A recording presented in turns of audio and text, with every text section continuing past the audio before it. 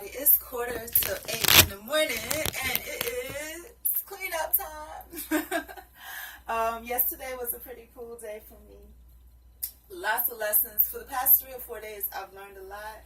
Whom God loves, He chastises indeed. I'm going to talk a little bit about humbleness real quick before I get started. And fruits of the Spirit. Everything kind of coincides. I went to one place, and then it was just the lessons were shown in another place.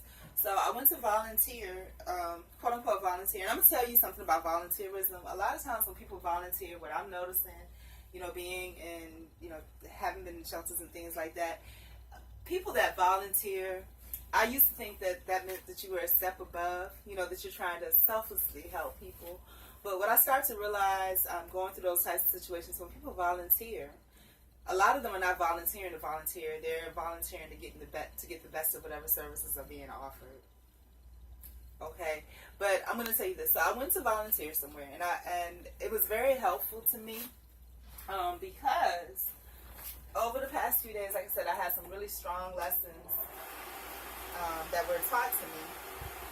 And I don't even know where to start, but I'll start with the volunteerism yesterday. So I went to volunteer. As you guys know, I don't think it's so much when I look at myself, I don't think it's so much my appearance. At first I thought that's really what it was. It's not my appearance as far as my physical appearance, but it's my appearance as far as my spiritual appearance. Somebody mentioned that I wear my heart on my sleeve, and that's really true. That's been said to me before. Let me turn this other light on so you can't see.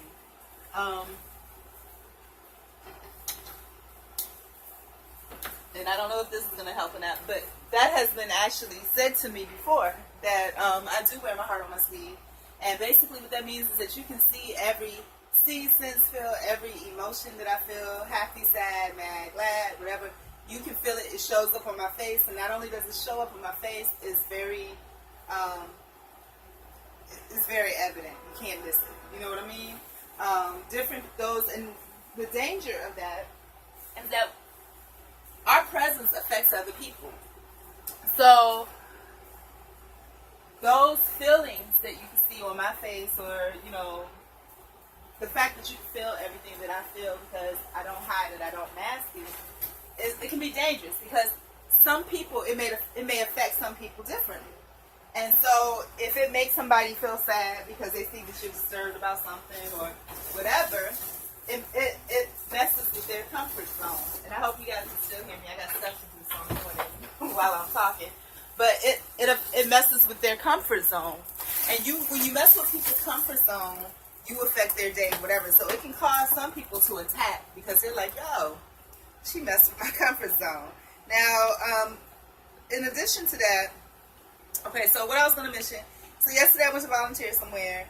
And like I said, what made me realize that was what the case really was, and I'm trying not to get electrocuted because that's not a fun thing to happen. But what the deal really was that, excuse me, I went to the place.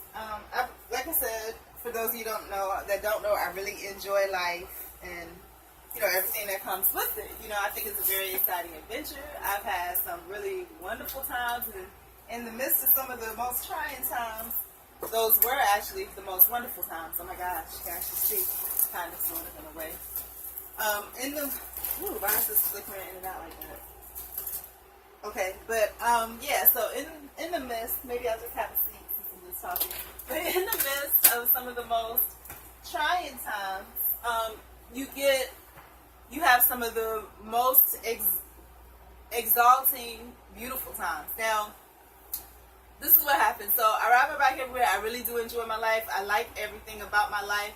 But sometimes as a matter of trying to be humble and to show vulnerability, because I do have, just like every other human being, a lot of opinions and thoughts about other people. I normally try to, mind my business. But I do have those feelings and thoughts. And again, because I wear my quote-unquote heart on my sleeve, everybody can see it on my face. You can see how I feel. And so I guess maybe in an attempt to mask that, I'll show, I'll down myself. You know what I'm saying? And I had 2 examples of this yesterday and I think I do it naturally because growing up for a part of time, I put myself in the church, you're taught to be humble. So I do it naturally where I'll be like, oh, you know, my feelings got hurt or something like that. You know what I'm saying?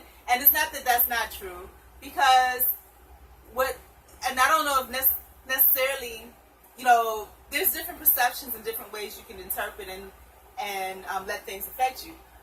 But I think in reality, you know, saying that your feelings got hurt is really a way of saying, hey, what you were saying is harmful. Maybe you could have said it in a better way. You know, it don't necessarily affect me that deeply, but I put it out there like that because I'm just telling you, know, hey, you need to check what you're saying. That's not cool, you know, or check how you're delivering something that's not cool. But what ends up happening, instead of, because what you know, I'm just kind of trained to do that automatically, but instead of it being received that way, the way that it is received or taken is that it's taken as, you know how people say take kindness for weakness. I hate cliches, but let me see, I have another way to put it.